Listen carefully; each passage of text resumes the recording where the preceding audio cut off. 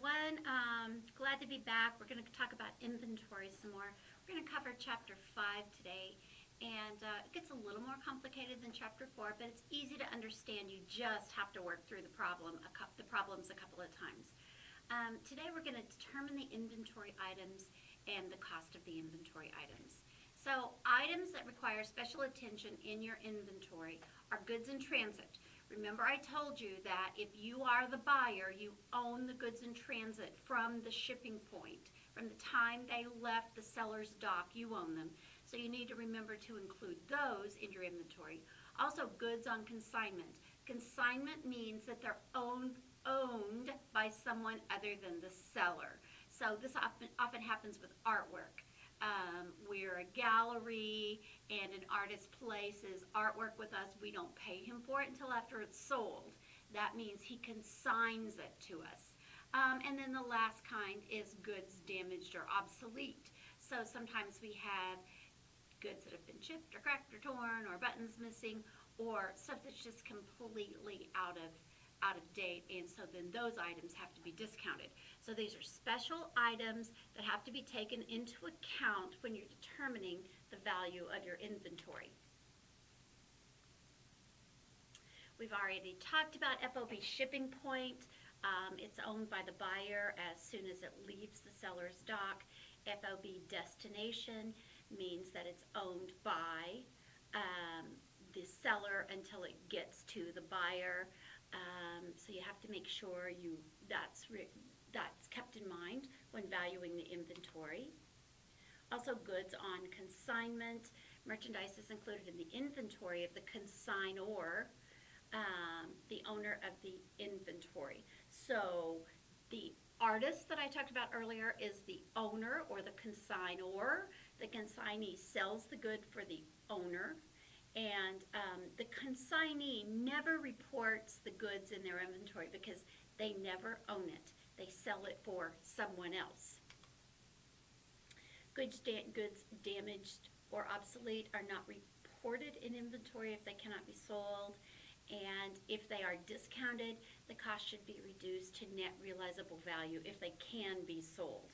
So if you can sell the merchandise, you have to discount it, damage it out, which damaged goods, obsolete goods, become an expense to your company. So when you determine the cost of your invoice or your inventory, you have the invoice cost minus discounts and allowances. You know what those are, plus your insurance, plus any storage you've had, plus shipping. So the cost of your inventory is the total amount that the inventory has cost you to put in place and be available for sale. We're only going to talk about a perpetual system in this class, and the inventory effects are equal on the balance sheet and the income statement. The matching principle requires matching costs with sales. You guys remember what the matching principle was. It's used so you have to have the cost of your the amount of your revenue is in the same period. You have to show the cost that it took to produce that revenue. That's talking about accrual accounting, and we know that GAAP, generally accepted accounting principles, require that companies use the accrual system. So there's some decisions that have to be made, though. So we say accounting's all black and white, but there are some decisions that organizations are allowed to make. Management decisions and accounting for inventory involve the following. One, items included in inventory and their costs, and the costing method assumption, which includes 4 different types of assumptions, and the company can make this decision. They can either value their inventory according to specific identification, FIFO, which is first in, first out, LIFO, which is last in, first out, or a weighted average of all of their inventory.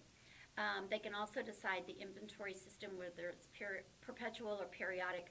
We're only going to talk about perpetual because in today's society, with all of the technology we have, almost all companies use a perpetual system. And then the use of market values or other estimates. In our class, we're going to say it's always the use of the market value. Across the U.S., About 48% of companies use first in, first out, 28% last in, first out, 20% weighted average, and 4% use specific identification. So here we go, talking about these different kinds of assumptions. In the first in, first out, the cost flow order, we say that we account for the inventory, the cost of goods sold, from the first item in to the last item out. Not the items exactly, but the cost of them. So if our company sells Expo markers, neon ones actually, these are all the same color for the purpose of this, and this one cost 5 cents, this one cost us 10 cents, this one cost 20 cents, and this one cost 30 cents. If we're talking about first in, first out, when we sold one of them, we say that it cost us 5 cents, that the cost of goods sold was 5 cents. Last in, first out means that the cost assumption is that the higher priced item was sold first. So our cost of goods sold would be 30 cents. If we use the weighted average, then it's the total of all 4 of these markers divided by 4, and that's the cost of goods sold. So we're going to go back and talk about, again, our beginning inventory plus the cost of inventory available for sale, and then that ends up in ending inventory or either cost of goods sold. So we could use these 3 assumptions. There's also specific identification. We're not going to really talk about that much because that's for large ticket items like cars, boats, maybe fur coats or jewelry. So in that case, the merchandiser keeps track of every specific item, its cost to them, and then their profit after they sold it. But most companies use a cost flow assumption. So let's say if a company has a drawer full of bolts, and they have 10,000 bolts, and these metal bolts are all the same, but some of them cost the company 5 cents and some of them cost the company 20 cents. It doesn't matter which bolt you hand them.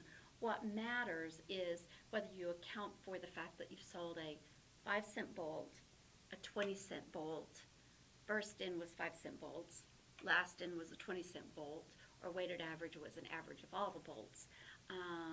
And according to GAAP, companies are allowed to make this decision. First in, first out will almost always show a bigger profit. Last in, first out will usually show a less profit, and they'll pay less taxes. And the weighted average is a combination of both. It's somewhere down the middle. So we're going to learn how to calculate all 3 of these cost assumptions in Chapter 5. It's not as hard as it sounds. You just have to read the information, look at these PowerPoints, listen to me for a couple of times, and do a couple of problems, and you'll have it sorted out. So I've already talked about this. We'll talk about it again. Beginning inventory plus net purchases equals merchandise available for sale. So that doesn't really change unless you obsolete something or it's damaged and you reduce that amount. What changes is your ending inventory and cost of goods sold according to FIFO, LIFO, or weighted average. So here we go in inventory costing illustration. In this situation, this is a bike inventory. I told you I like to talk about bikes. So the units available for sale during the month of August are 55 units. The goods available for sale, remember that number in the middle, goods available for sale, is 5,990. We sold 43 units, and we have the units we have left are 12 units. So this is the problem we're going to work on to help you understand the 3 different costing assumptions. Well, they're going to show you specific identification too, so let's start there. Total cost of 55 units, cost of goods sold, or total cost of 55 units available for sale was $5,990. Remember that middle box? $5,990.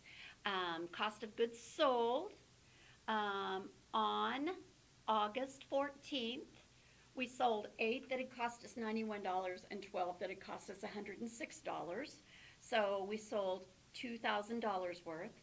On August 30th, we sold 2 that cost us $91, 3 that cost us $106, 15 that cost us $115, and 3 that cost us $119 for $2,582.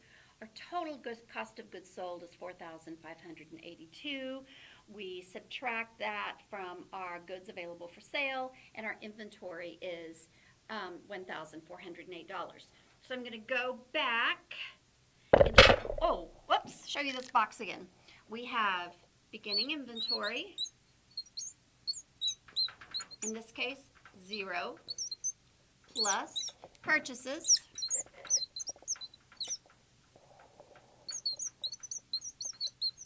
which is $5,990.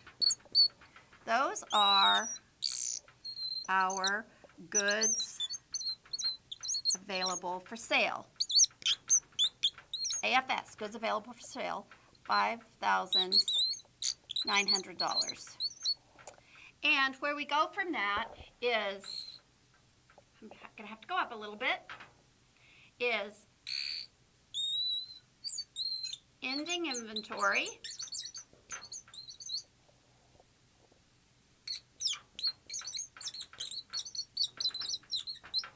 and COGS, cost of goods sold. We know in this problem that our ending inventory is $1,408 and the cost of goods sold is $4,582. So all we're doing is taking this middle box and allocating it to ending inventory and cost of goods sold. We're just doing that by 4 different methods. I know it seems confusing when we say that accounting is always black and white, because now I'm going to show you that there's some real gray area, especially in how a company chooses to account for their inventory.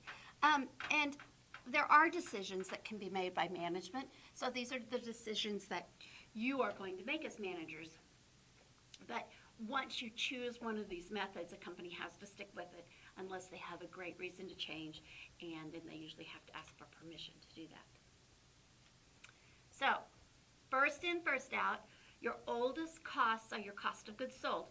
Normally, in times of rising prices, which we almost always have times of rising prices, your oldest costs are your less costs, and your recent costs are your ending inventory. So let's look at this. On August 1st, we've made the same purchases we made on the specific identification. Our beginning balance was $910. We made purchases on August 3rd, August 17th, August 28th, and we made sales on August 14th and August 30th. So on our August 14th sales, we sold all of the beginning 10, the 10 of the ones we had purchased at $106. We purchased some more on the 17th and 28th. On August 30th, we sold 23 more units, 5 of which we purchased on August 3rd for $106, and 18 that we purchased on August 17th for $115. So our total cost of goods sales is $4,572. I'm sorry, let's try that again. $4,570, and our inventory balance is $1,420. So our cost of goods sold are lower because we accounted for them from the first that we sold. Prices went up all month. Our ending inventory balance is those bikes that we bought near the end of the month, so our ending inventory is higher. Last in, first out is just the opposite. It's just flipped over.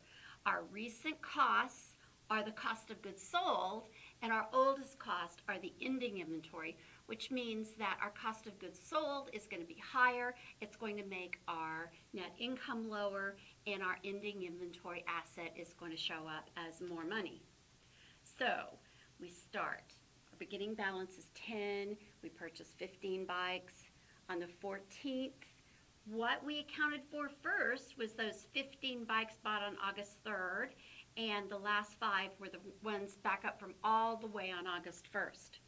On August 17th, we purchased 20 bikes, and on August 28th, we sold 10 bikes, purchased 10 bikes. So when we sold our merchandise on August 30th, the first 10 were from August 28th, $119 bikes, and the next 13 were from August 17th.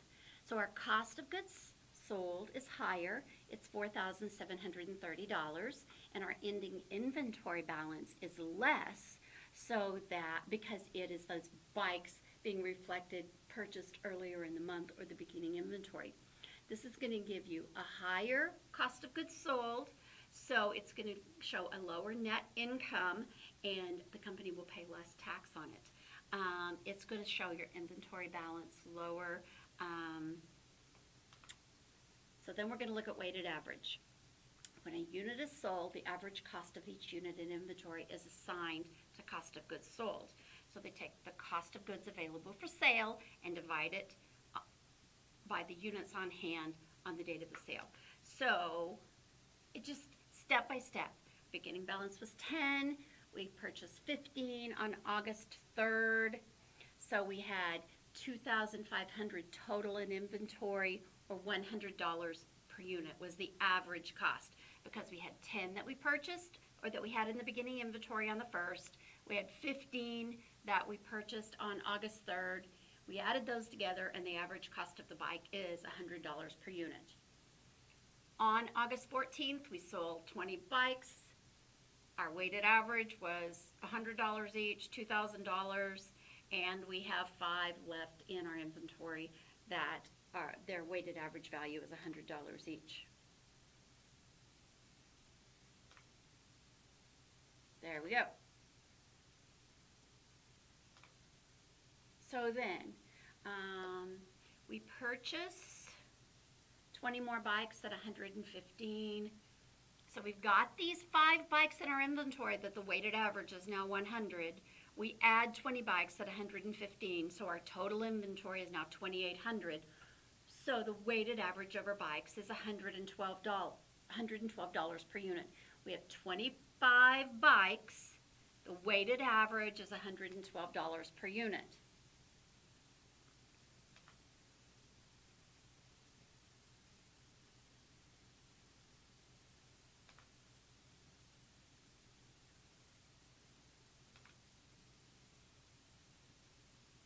So what happens then is on August 17th, we'd already done that, on August 28th, we purchased 10 more bikes at $119 each. Well, we bring forward those 25 bikes at $112 and 10 bikes at $119. The total of those is $3,990. So we divide that by 35, and each bike is worth $114.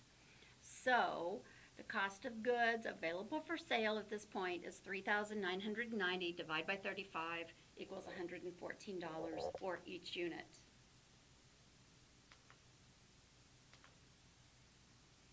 And then on August 30th, when we sold 23 bikes, the average cost is $114. We've already calculated that. So our cost of goods sold is $4,622, and our inventory balance is $1,368. What normally happens is these amounts fall directly between FIFO and LIFO amounts.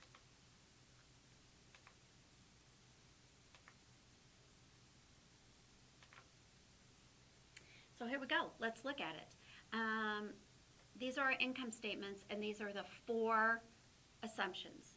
If we look at specific identification, the cost of goods sold is $4,582, and our inventory is $1,408. That is showing each item separately. First in, first out shows cost of goods sold at $4,570, and the inventory left is $1,420.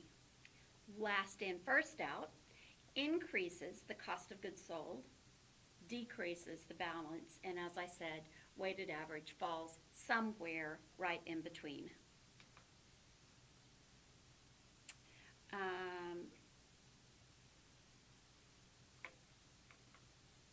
That's the same thing.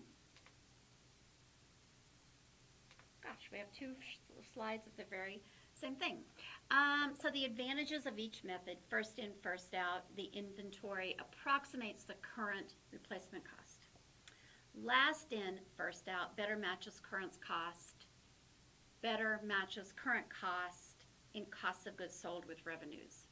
And weighted average just smooths out all the price changes. Tax effects of the costing method. If LIFO, last in, first out, is used for tax purposes, it increases your cost of goods sold, decreases your net income, and the IRS requires it to be used in financial statements. They show the IRS identifies several acceptable inventory cost methods, but like I said earlier, once you use one, they just expect you to continue using it for the consistency concept. So that covers Chapter 5. That was a lot in a very short amount of time, but I think once you do some problems and you look back at it, you'll be fine.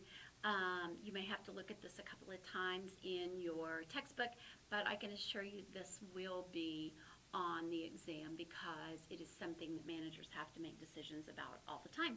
So thank you for listening and have a really good day.